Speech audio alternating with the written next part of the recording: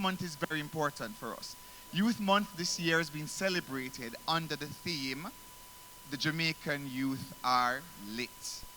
They lead, inspire, and transform Jamaica."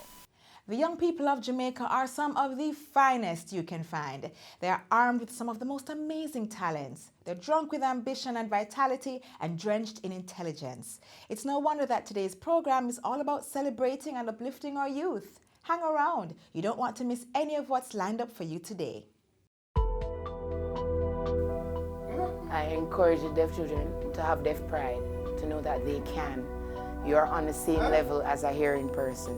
It doesn't matter that you can't hear. You have a lot of deaf adults who are successful, and you can achieve. You can get the education that you want, you can do anything that you want, you can achieve. Don't feel like you can't because you're deaf.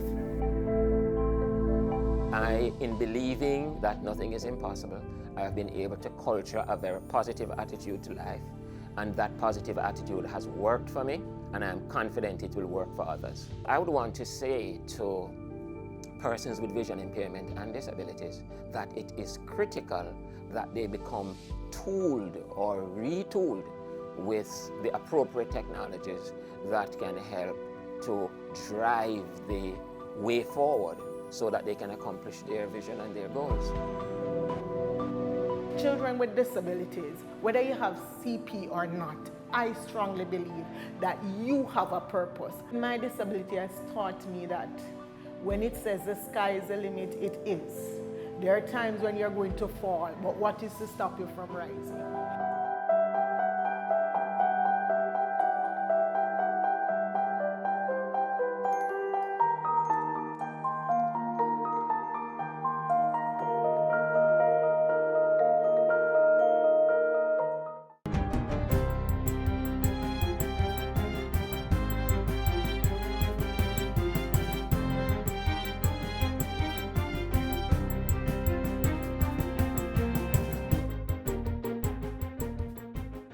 Good day, I'm Stephen McHugh, and this is your JIS News for Friday, November 15.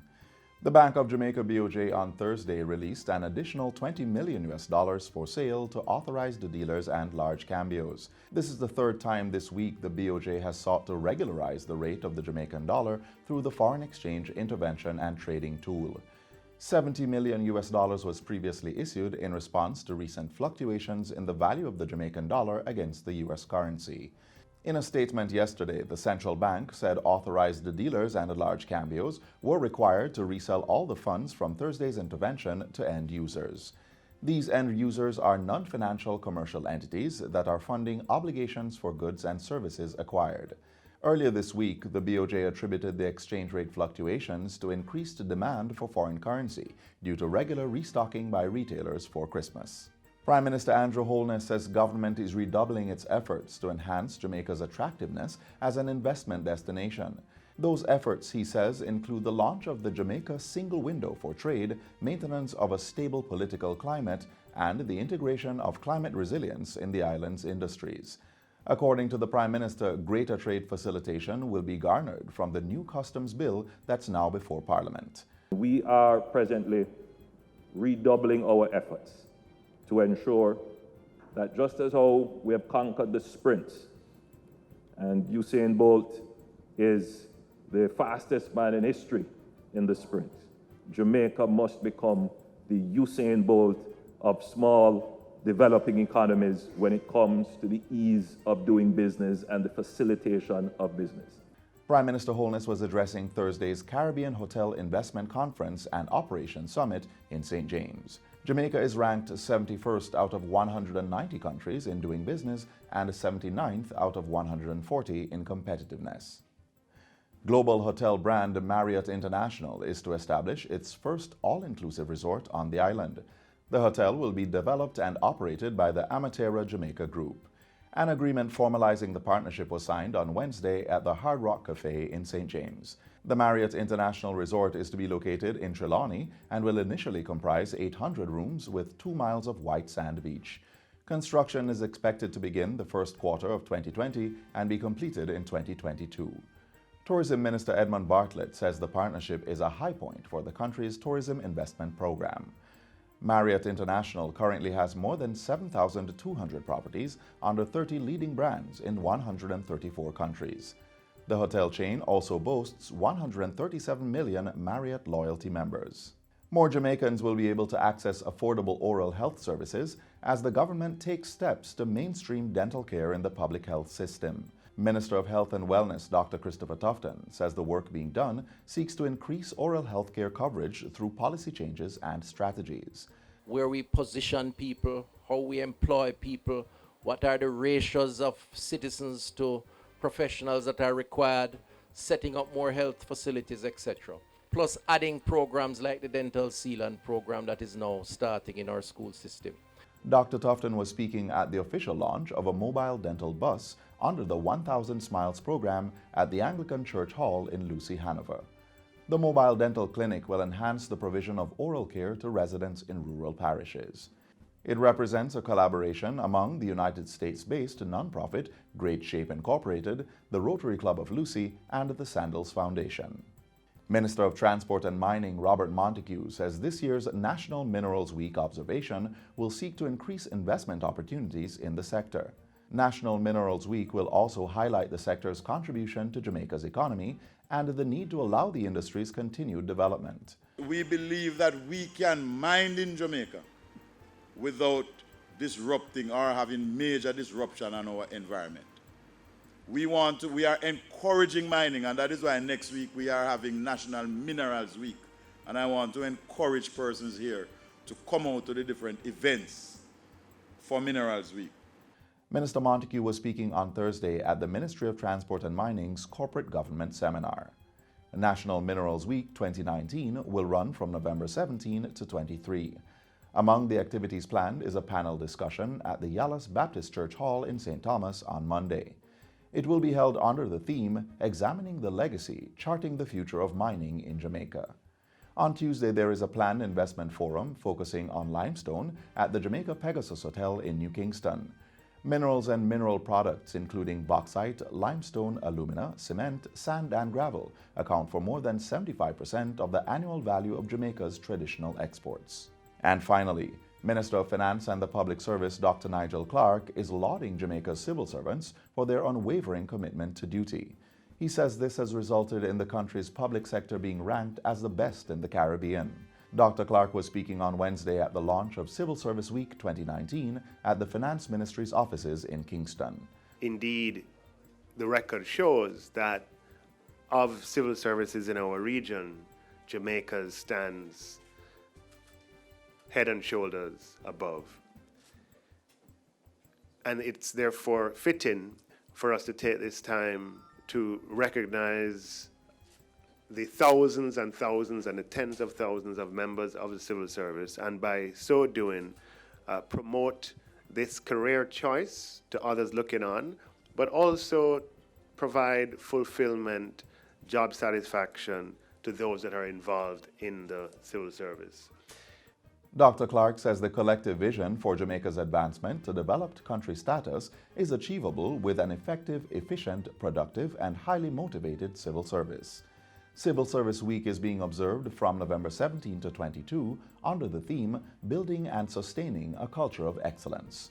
Preceding the week is a civil service charity 5K run walk, which will be held tomorrow at the Emancipation Park in New Kingston. And that's it for JIS News Today. I'm Stephen McHugh. Thanks for watching.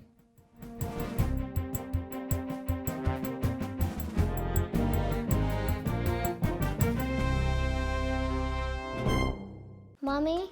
Yes, Zoe? Can we read this book? It will only take 10 minutes. Sure, sit down. Every spring, Madame Angel Wing arranges. Do you have 10 minutes?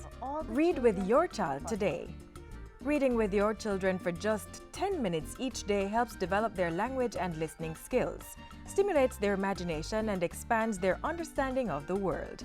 So, start reading with your child today. The first set of young people we want to celebrate today are some budding engineers at Herbert Morrison Technical High School in Western Jamaica. These students demonstrate that with the right tools, support, and attitude, you can do anything you put your mind to. Watch this. All right, Anna Hugh, would you like to demonstrate how rains along a ridge?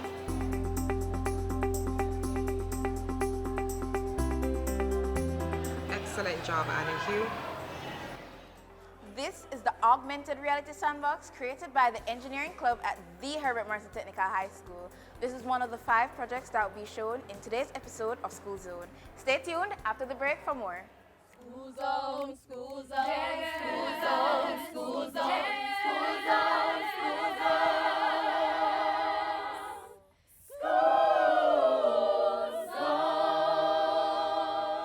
Welcome to another episode of School Zone. As you heard earlier, we're here at the Herbert Morrison Technical High School in St. James, where we're learning about a few projects by the Engineering Club. First up on the program is the AR Sandbox. And joining me is the geography teacher here, Mrs. Kincoke, who will be telling us more about this. The AR Sandbox is actually a technological tool that casts or projects virtual reality onto sand. So it is actually a simulation of topographical features that you can actually manipulate as you move the sand. It is one of the most student-centered tools we have at Herbert Morrison. Students can actually interact and move the sand, and at the same time they can learn and have fun. Before we get to the actual secret of how it operates, there are some things that I would like to show you in terms of how the tool is used. We usually have flat maps that we use. We call them ordnance survey maps. Those maps are two-dimensional, and students have limitations where those maps are concerned. Where the AR Sandbox is concerned, students can actually interact with the box and create the features that they would normally see on a two-dimensional map. That excites them, and that also enhances and complements the geography as a learning tool. Really, it's really simple. It's only 3 main pieces of equipment. An infrared camera that we call the eyes, a projector, and a computer that compiles the information. So the camera judges the depth, which sends that information back to the computer. The computer processes this and sends it back to the projector, which shows you what you see here. And seeing as we use the computer, we can put different functions on. So different keys have different functions. For instance, the 1 key would introduce more liquid to the environment, while the 6 key would change the type of liquid. So we can change it from water to lava to green moss to snow, back to water.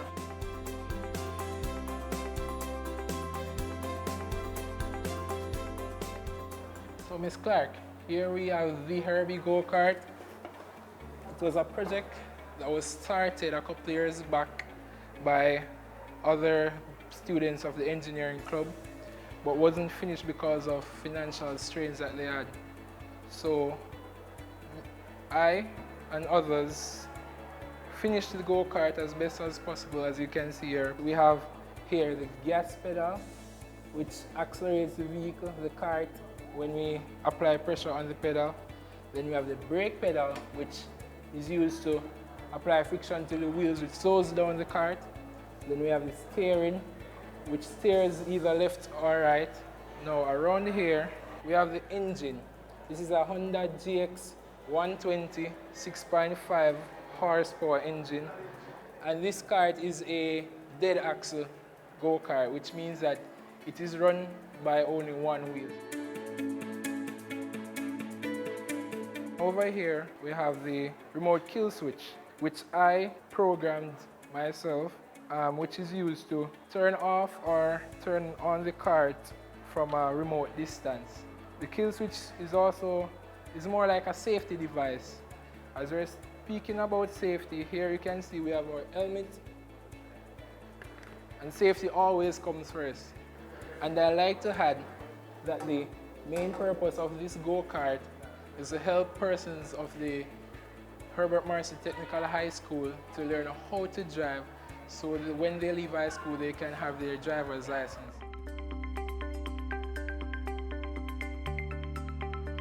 Mr. Cook? Hi, Ms. Clark. Thank you for having me.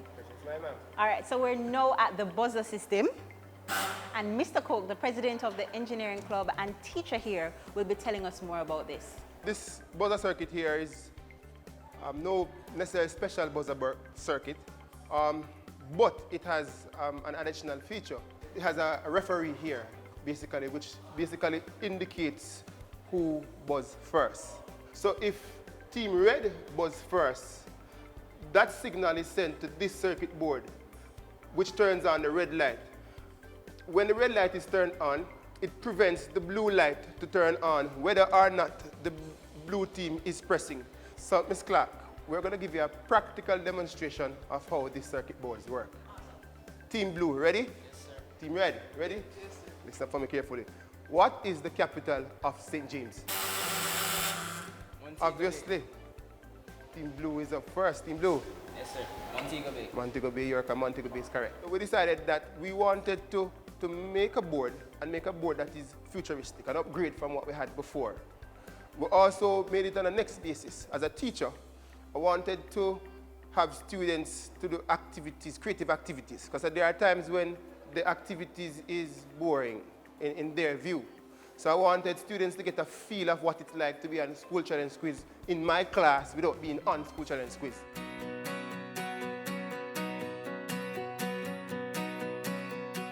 Have you ever heard about 3D printing, sublimation printing, and laser engraving? If not, today is your lucky day. We have examples of all three that were produced by the Engineering Club, and we'll be joined by Conrad, who will be showing us examples of these. Over to you, Conrad. Okay, thank you. So here we have different products and items that were created in the laser engraver. So we have different keychains and necklaces, even little award plaques. These were all done in the laser engraver, which, as its name suggests, uses a laser to chip away at the materials put in, which is usually acrylic or Solitex. Here we have medals that were given out at Sports Day. These were put into the heat press, which is a sublimation machine, and it basically transfers the gas to a solid, which is displayed in the center. Here we have one of my favorite things, the edgelit lamp. Now these edgelit lamps are two parts. So the main part is the acrylic and the second part is the base. Now the acrylic is done in the laser engraver like all our acrylic pieces, and the bases. Some of them are pre-owned, some of them were purchased, while some of them were created by our wonderful 3D printer. Now this 3D printer can do a marvel of things. It can create little keychains and trinkets, it can create full-blown machine parts, and it can even create functioning toy vehicles. What it does is it melts a small wire of filament and through a little spout takes its time and works its way up, printing from bottom to top. I'd like to add that these pins and keychains and trinkets that we make, we don't just keep them for ourselves, obviously. We sell them to the school at a discounted cost, and we sell them to other schools and institutions at lower costs. Thanks again, Conrad. So we only have one more interesting project for you, and that's the virtual tour of the Herbert Morrison Technical High School. And our friend here, Anthony, will be taking you through that tour. Today we are showing an interactive simulation of the school. It incorporates different things from different members of the engineering club. Today we have Kobe Jordan. He's our 3D modeler. He designs our characters. What he has here is the principal he's working on, the principal of our school, Mr. Adams. All right, we also have Marcus Cohen. He works on the full model of the school, all the details of the school. He went out and got pictures and measurements of the entire school and then recreated it in a 3D software. Then we have Kevon Lee, our texture. He takes the models and applies realistic looking materials to them to make it look as realistic as possible, having all the scratches and dents of the school. And I do the programming. It allows for the character movements. As you can see, you can walk around the 3D space as much as you want. You see the AI, like different students in the school walking around, going about their daily lives. The code allows them to move around the 3D space. After I get the models from KJ, our vice president and 3D modeler, you can see the school is to scale. As you can see, when you stand up, you are to scale to the school. So are the characters in the simulation. Here is the document center for a school. Down there, the area that we are looking is the visual arts area, and over there is the TD rooms. So you can see it's a fairly accurate model of the school. Boy, it's so sad that we have to close the program for today, but I know you will all agree with me that we had a fulsome time here at Herbert Morrison Technical High School. But just before we close the program, we have a quick question we want to ask the president and founder of the 3-year engineering club. Why all of this? I've never seen anything like this. They're cut above the rest. Why? As a teacher of electrical technology, I have seen a lot of talent in my years of teaching. I just think that it is my duty to help bring forth that talent. Thank you so much, Mr. Cook, and all the best. I have great expectations for the club. And that's it. To have your school featured in School Zone, simply email me at sclark@gis.gov.jm. I'm looking forward to see your email. Until then, take care.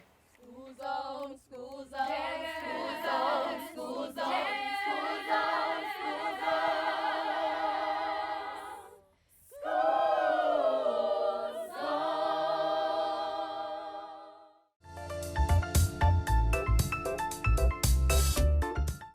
The National Youth Service has been in existence since 1973, tackling unemployment among our youth, antisocial behavior, academic underachievement, and lack of professional training opportunities.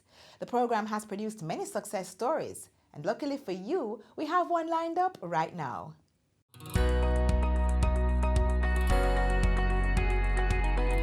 The National Youth Service NYS is an entity that helps young people acquire life coping skills to foster their personal and career development. Romario Wright, a young man who started here a few years ago as a very young and excited and exuberant young man, eager to work and wanting to work and to learn everything he could. He was hungry for growth, which he gained over the years. And coming here, he was aspiring to use this as a stepping stone to get to university, to pursue his career in hospitality management. And this was the perfect platform for him. It was through the NYS that Romario was placed at the Milk River Bath Resort and Spa in Clarendon. It's an establishment he never saw himself working at, but later realized had all the facilities to help him attain his career goals. I was quite surprised because I did not know that here existed at the time. So I should give NYS or the National Youth Service thumbs up for that. I started at the front desk where my roles or function expanded to different or various departments, which includes like restaurant and bar, storeroom, the bath area, and over the time I have developed an interest in this field of hospitality. And it was upon that I decided to myself that I was going to do something other than what I started with. Since his first placement in 2011, Romario has capitalized on the opportunity and is now a full-time employee at Milk River Bath and Spa, as well as a student at the University of Technology, Jamaica. He remains grounded in his pursuits and accredits his success to the National Youth Service program. Being involved in the National Youth Service, it has given me an opportunity as well as the second chance to basically go towards my dreams, my aspirations of being or becoming a hotel manager, as well as other careers. The NYS program is actually a very good program because what it does is it actually provides persons to the workforce that you would maybe you would not usually see or get an opportunity to even interview. Because some of these people might be from the neighborhood, but they would not try to get a job here or even apply.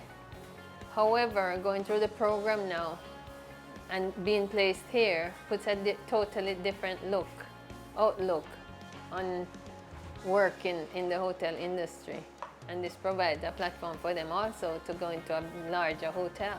The encouragement that I've got from my co-workers, especially my boss, and guests that we tend to have here come in, especially repeated guests, which has encouraged me to move up, elevate myself, and from that time onward, yes, I've been doing that.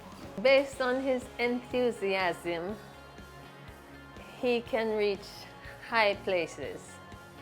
And he can be a manager in a big hotel somewhere down the road if he maintains this type of work ethics and attitude towards work. And he's a fast learner. Being here, he has learned to work in all areas. He can be placed in any department at any time to do anything. If you are unsure of what you want or the career that you want to pursue in the future, I would suggest that you go to the National Youth Service.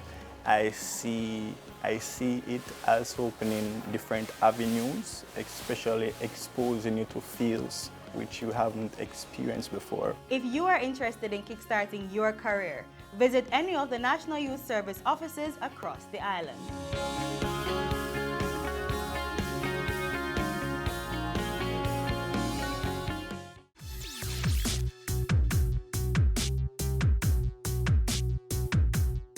Our country's national goal for the year 2030 is to become the place of choice for all Jamaicans to live, work, raise families, and do business. Our young people have a great part to play if we're to realize this vision. They are the future. Without their input and cooperation, Vision 2030 will never be. Let's motivate them to help Jamaica by becoming the very best that they can be. No one can ever make you feel less than. You are all kings and queens, and you must believe that, and you must reinforce that every single day. You are responsible for your own future. Nobody else is. Similarly, you are responsible for your own feelings. You determine how a situation affects you. You determine if you're going to live a life shrinking away, or if you're going to be the best you that you can be. So one of the things you must learn in life, my young kings and queens, is to be solution-oriented. You learn to be solution-oriented because life is going to come at you. Sometimes life is going to like drop kick you. But there are times when life is going to pick you up and you're going to have absolutely perfect days. But that's not going to be consistent. What must be consistent is your resolve. It is your determination to always succeed. That is what must be consistent. Because you only lose in the game of life if you decide to stay down when life throws you a sucker punch, as sometimes it does. But the difference between a lot of persons is just a little opportunity. A little opportunity and a little education. That is it. A little opportunity and a little education.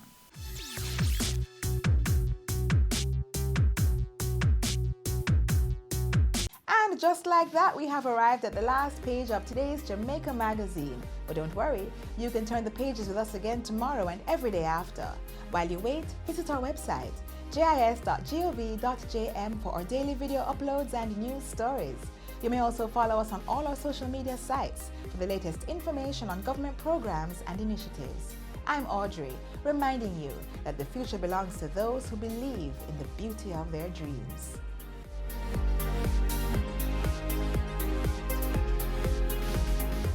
This has been a production of the Jamaica Information Service, the voice of Jamaica.